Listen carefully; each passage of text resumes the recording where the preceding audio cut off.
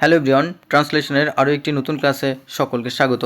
যারা প্রতিনিয়ত ক্লাস দেখো তারা কোনো রকম স্কিপ না করে ক্লাসটি দেখতে থাকো, এবং যারা ক্লাস চ্যানেলে নতুন তারাও ক্লাসটি দেখতে থাকো, কারণ প্রতিটা ক্লাসে ইনফরমেটিভ হয়ে থাকে। ট্রান্সলেশনের পাশাপাশি বিভিন্ন ধরনের গ্রামাটিক্যাল বিষয়ও এখানে শেখানো হয়ে থাকে।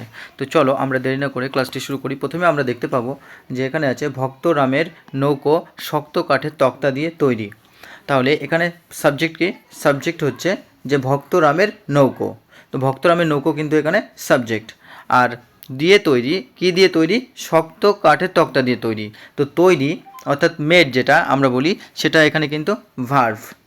তো এখানে আমরা দেখব কিভাবে সেন্টেন্সটা লেখা যায়। এখানে কিন্তু আমরা দেখতে পাচ্ছি যে এখানে সিম্পল প্রেজেন্ট টেন্সে বর্ণনা করা হচ্ছে, সুতরাং এটা আমরা সিম্পল প্রেজেন্ট টেন্সে লিখব। আর প্রথমে আছে দ্য বোট অফ ভক্তরাম, অর্থাৎ ভক্তরামের নৌকো কি? ইজ মেড অফ, অর্থাৎ তৈরি। ইজ মেড অফ হচ্ছে তৈরি, কি? অফ হার্ড উডেন প্লাঙ্কস, অর্থাৎ শক্ত কি কাঠের তক্তা দিয়ে তৈরি। কাঠের তক্তা, উডেন প্লাঙ্কস যেটা হচ্ছে কাঠের তক্তা, উডেন প্লাঙ্কস হলো কাঠের তক্তা। তো কাঠের তক্তা দিয়ে তৈরি। আর এখানে ইজ মেড অফ কেন ব্যবহার করা হলো? আমরা মেড ফ্রম ব্যবহার করলাম না কেন? তো মেড অফ এবং মেড ফ্রম এর ডিফারেন্সটা কখন কি হয় সেটা আমি তোমাদের একটু বুঝিয়ে দিচ্ছি। মেড অফ হচ্ছে যখন আমরা কোনো কিছু থেকে রিভার্সে আনতে পারি। যেমন কি? Ice is made of water. Ice is made of water, অর্থাৎ বরফ তৈরি হয় জল থেকে।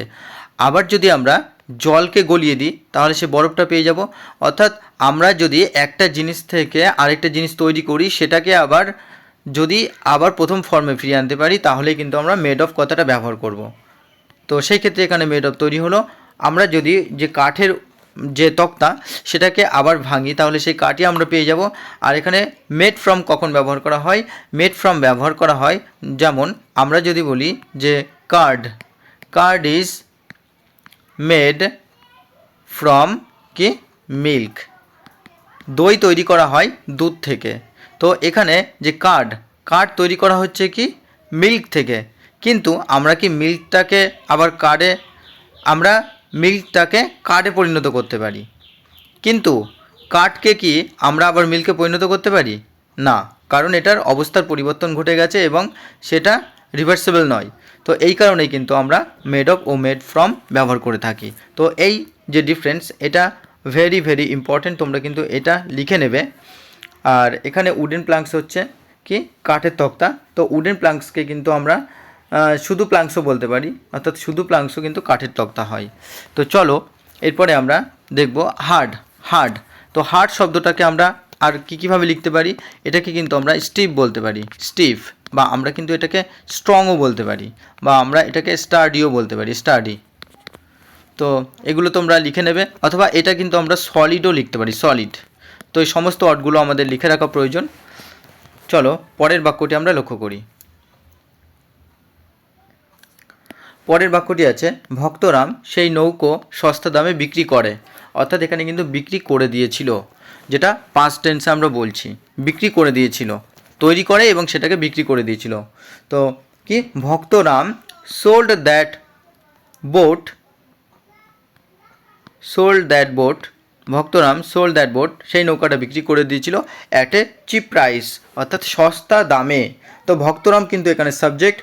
আর ভার্ব কি? ভার্ব এখানে V2, অর্থাৎ যেহেতু আমরা পাস্ট টেন্সে এটা বলছি, তো পাস্ট টেন্সে V2 হচ্ছে সোল্ড হচ্ছে, সেল হচ্ছে মেন ভার্ব, ভার্বের 1 নম্বর ফর্ম সেল, তার থেকে এসেছে সোল্ড।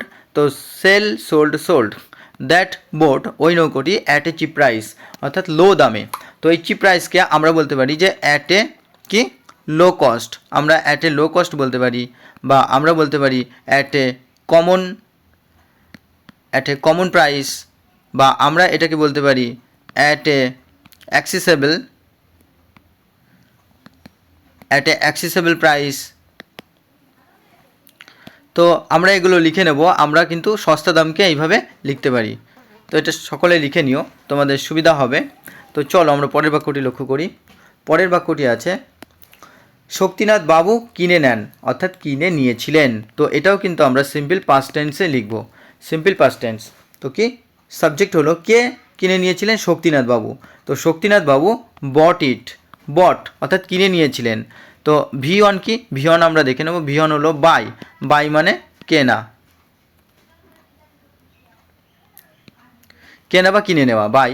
তো তার সেকেন্ড ফর্ম হচ্ছে বট।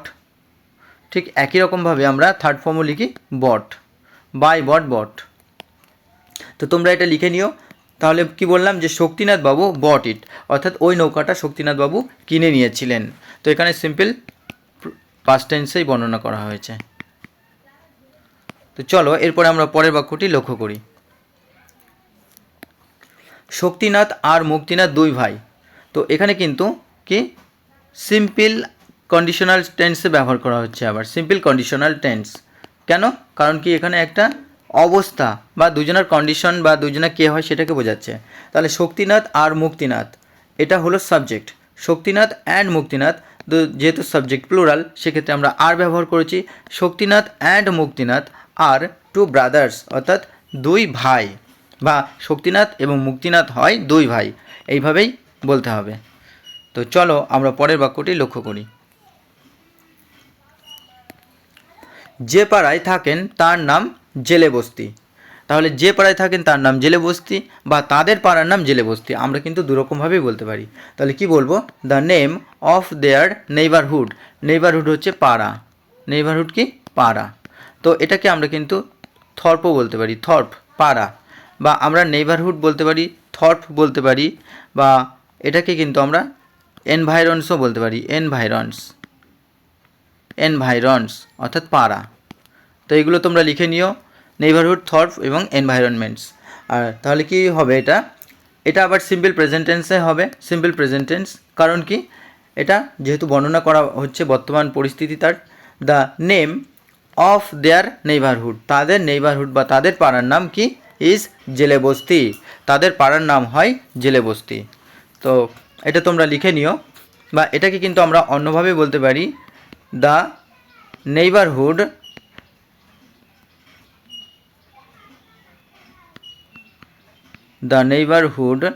where they live, the neighborhood where they live is called কি জেলে বস্তি। এইভাবেও কিন্তু আমরা লিখতে পারি।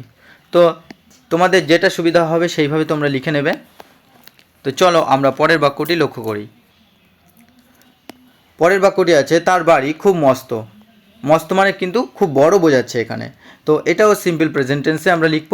কারণ কি এখানে তার অবস্থা বোঝাচ্ছে, তার বাড়ির অবস্থা বোঝাচ্ছে। তাহলে কি হিজ হাউস, তার বাড়ি, ইজ ভেরি বিগ অর্থাৎ ভীষণ বড়, তার বাড়ি হয় ভীষণ বড়। তো এখানে হচ্ছে অক্সিলারি ভার্ব, এখানে মেন ভার্বের কাজ করছে, সাবজেক্ট হচ্ছে is house, are very big এখানে হচ্ছে অবজেক্ট। কেমন? ভীষণ বড়। বা আমরা কিন্তু এটাকে হিউজও বলতে পারি, আমরা এটাকে হিউজ বলতে পারি, বা আমরা কিন্তু এটাকে লার্জও বলতে পারি। His house is very big, large, অথবা আমরা কি হিউজও বলতে পারি। তো এগুলো তোমরা প্রত্যেকে লিখে নেবে অর্ডগুলি, কারণ অর্ডগুলো যত বেশি তোমাদের অড পাওয়ার বাড়বে, যত বেশি ভোকাব ইনক্রিজ হবে, ততই কিন্তু ট্রান্সলেশন তোমাদের কাছে জলের মতো হয়ে উঠবে। তো চলো আমরা পরের বাক্যটি লক্ষ্য করি। পরের বাক্যটি আছে সামনে নদী পিছনে বড় রাস্তা। তাহলে কি কোথায়? তার বাড়ির সামনে। এই কথাটি কিন্তু সাইলেন্ট আছে। তো সাইলেন্ট থাকার কারণে আমরা লিখে নেব কি, আমরা জায়গা বোঝাতে কিন্তু যখন কোনো সাবজেক্টের উল্লেখ থাকে না, দেয়ার দিয়ে শুরু করি। তো সেটাকে আমরা বলি ইন্ট্রোডাক্টরি দেয়ার, অর্থাৎ অব্যক্তিগত দেয়ার। তো কি বলবো? There is a river in front of his house. তার বাড়ির সামনে কি রয়েছে? তার বাড়ির সামনে রয়েছে একটা কি নদী, অ্যান্ড এ ব্রড রোড, এবং একটা প্রশস্ত রাস্তা বা চওড়া রাস্তা বা বড় রাস্তা। কোথায়? বিহাইন্ড ইট, এবং তার বাড়ির পেছনে। তো তার বাড়ির সামনে রয়েছে কি নদী, এবং বাড়ির পেছনে রয়েছে বড় রাস্তা। তো ইন ফ্রন্ট অফকে আমরা কিন্তু বিফোর বলতে পারি, বিফোর, বা এটাকে কিন্তু আমরা অ্যাফোরও বলতে পারি, অ্যাফোর। তো এগুলো তোমরা লিখে নেবে অর্ডগুলি, ইন ফ্রন্ট অফ বা বিফোর বা অ্যাফোর। সঙ্গে সঙ্গে আমরা কিন্তু বিহাইন্ড ইটও বলতে পারি, অর্থাৎ পিছনে। আর বা আফটার ইট, ব্রড, এখানে ব্রড বলতে আমরা কি বলি? ব্রড বলতে আমরা বলি যে প্রশস্ত। প্রশস্তর সাথে সাথে আমরা কিন্তু এটাও বলতে পারি যে লার্জ, লার্জ বা আমরা এটা কিন্তু বিগও বলতে পারি, বিগ বড় রাস্তা বা লার্জ বা বিগ, কিন্তু ব্রড রোডই আমরা বেশিরভাগ ব্যবহার করি, চওড়া রাস্তা বা প্রশস্ত রাস্তা এইভাবে। তো চলো আমরা পরের বাক্যটি লক্ষ্য করি। এখানে পরের বাক্যটি আছে, তার দারোয়ান শক্ত সিং আর আকরম মিশ্র রোজ সকালে কুস্তি করে। এখানে কিন্তু একটা এভরিডে ওয়ার্ক বোঝাচ্ছে। তো এভরিডে ওয়ার্কের ক্ষেত্রে আমরা কি বলি, এভরিডে ওয়ার্কের ক্ষেত্রে আমরা কিন্তু সিম্পল প্রেজেন্ট টেন্সেই বর্ণনা করি। তো সেই কারণে এখানে আমি সিম্পল প্রেজেন্ট টেন্সে রেখেছি সেন্টেন্সটি। কি প্রথমে আমরা দেখব, তার দারোয়ান শক্ত সিং আর আকরম মিশ্র, এটা কিন্তু এখানে সাবজেক্ট। কি করে, রোজ সকালে কুস্তি করে। তো আগে আসবে কি সাবজেক্ট, দেন ভার্ব, তারপরে বাদবাকি অবজেক্ট। তাহলে কি বলবো, হিজ ডোরম্যান, তার যেহেতু দুইজন দারোয়ান সেই কারণে কিন্তু ডোরম্যান লিখেছি, নইলে এখানে ডোরম্যান লেখা হতো। তো এখানে প্লুরাল, এই জন্যই কিন্তু কি ব্যবহার করা হয়েছে, ডোরম্যান। হিজ ডোরম্যান শক্ত সিং অ্যান্ড আকরম মিশ্র, তার দারোয়ান কি শক্ত Singh and Akram Mishra Rachel. তো এখানে আমরা রেসেলের সাথে ইডি বা ইএস বা এস যুক্ত করিনি কেন, কারণ এখানে কিন্তু সাবজেক্ট কী আছে, প্লুরাল। আর সাবজেক্ট প্লুরাল থাকার কারণে কিন্তু আমরা ভার্বের সাথে কোনো এস বা ইএস ব্যবহার করিনি, অর্থাৎ এগুলো ব্যবহার করা যাবে না। তো এই কারণে আমরা রেসেল ব্যবহার করেছি ইন এভরি মর্নিং, অর্থাৎ প্রতিদিন সকালবেলায় বা সকালে তারা কুস্তি করে। তো রেসেলকে আমরা আর কী কী লিখতে পারি, আমরা রেসেলকে লিখতে পারি ভাই, বা আমরা এটাকে কিন্তু স্ট্রাগলও বলতে পারি, স্ট্রাগল অর্থাৎ কুস্তি করা। তো রেসেল, ভাই, স্ট্রাগল, এই সমস্ত ওয়ার্ডগুলি তোমরা লিখে নেবে, কারণ এগুলো কিন্তু খুবই ইম্পর্টেন্ট। এই ধরনের ওয়ার্ড তোমরা প্রতিটা ট্রান্সলেশনে কম বেশি পেয়ে থাকবে। এই কারণে কিন্তু আমি বেশি বেশি করে তোমাদের সিনোনিম অ্যান্টোনিমসগুলো করিয়ে থাকি, কারণ অন্যান্য পরীক্ষার ক্ষেত্রেও এগুলো খুবই ইম্পর্টেন্ট। তো যারা এতক্ষণ ক্লাস দেখছিলে তোমাদের অসংখ্য ধন্যবাদ। এইভাবে তোমরা চ্যানেলটার পাশে থাকো, বেশি বেশি করে লাইক কমেন্ট শেয়ার করো। তোমরা ক্লাস দেখো কিন্তু বেশি করে লাইক কমেন্ট শেয়ার করো না, জানি না কেন সেটা। তো আর যারা চ্যানেলে প্রথম তারা অবশ্যই সাবস্ক্রাইব করে পাশে থাকা বেল আইকনটি প্রেস করে রেখো, কারণ যতদিন না তোমাদের পিএসসি ক্লার্কশিপের মেন্স পরীক্ষা হচ্ছে ততদিন তোমাদের এইভাবে হেল্প করতে থাকবো, এবং আশা করি তোমাদের একটা ট্রান্সলেশনে কমন পাইয়ে তবেই ছাড়বো।